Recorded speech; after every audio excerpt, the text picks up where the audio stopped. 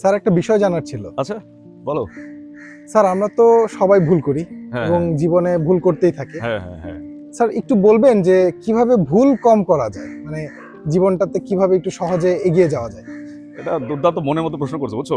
মানে ভুল বাদ দিয়ে মূল ধরতে হবে নাকি? জি হ্যাঁ। স্যার। আসলে আমি আমার জীবনের দিকে যদি রিওয়াইন্ড করি, হ্যাঁ, দেখি যে প্রচুর ভুল করে ফেলছি আমি নিজেই। হ্যাঁ, এখন বলা হয় যে ওই ব্যর্থ মানুষ থেকে শিখতে হয়, বুঝছো? বুঝছো? জি স্যার। যারা যে বেশি ভুল করছে ওদের কাছে শিখতে হয়। এখন শোনো, প্রথম দিককার লেসন কি বলি একটু বলি।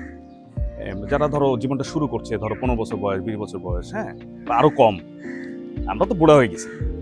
আচ্ছা, এই তারা প্রথম লেসনটা হচ্ছে মানুষ চিনতে পারা। এইটা কঠিন একটা কাজ, বুঝছো?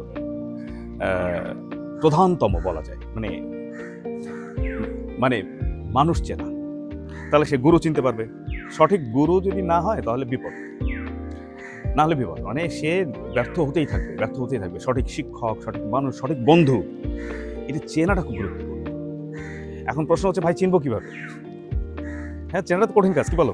জি কঠিন কাজ চেনা। হ্যাঁ, কারণ ওই দুই প্রকার মানুষই কিন্তু মিষ্টি মিষ্টি কথা বলে। জি স্যার। মানে বাটপারও মিষ্টি কথা বলে, আবার ধরো তোমার ওই যে ভালো মানুষ সে ভালো কথা বলে। কারণ তুমি চিনবা কিভাবে?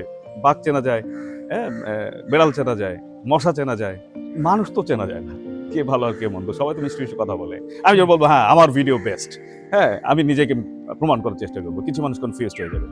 কিন্তু আসলে কি, এখন মানুষ চেনার জন্য আমাকে যেটা করতে হবে সেটা হচ্ছে কার মধ্যে সততা রয়েছে, কে কথা দিয়ে কথা রাখে, বুঝেছো? এগুলো দেখতে হবে।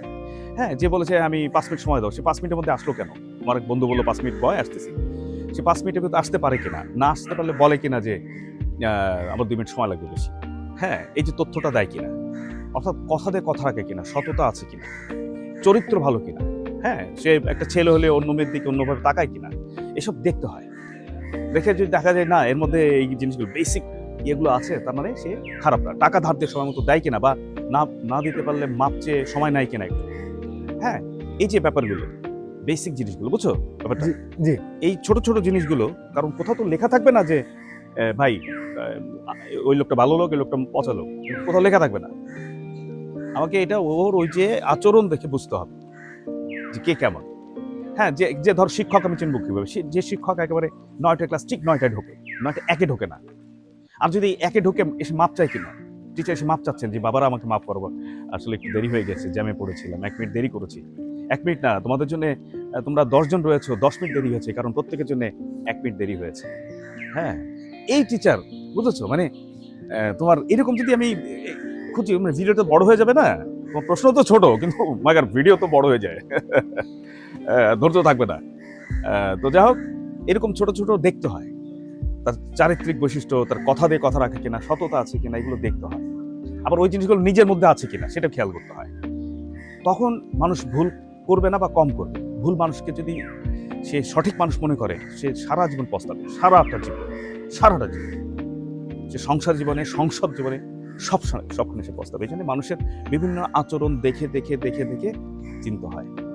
চিনতে পারলে জীবন অনেক সুন্দর, রঙিন হয় এবং মানুষকে সুন্দর করা যায়, বুঝছো?